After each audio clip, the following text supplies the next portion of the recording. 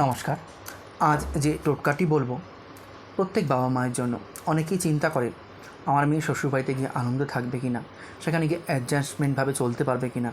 আমি বলবো এই টোটকাটি যদি করতে পারো, যখন মেয়েকে বিদায় দিচ্ছ, তাহলে কিন্তু অবশ্যই বলবো মেয়ে কিন্তু শ্বশুরবাড়িতে গিয়ে আনন্দের সহিত কিন্তু থাকবে এবং সংসারও কিন্তু খুব সুন্দর হবে।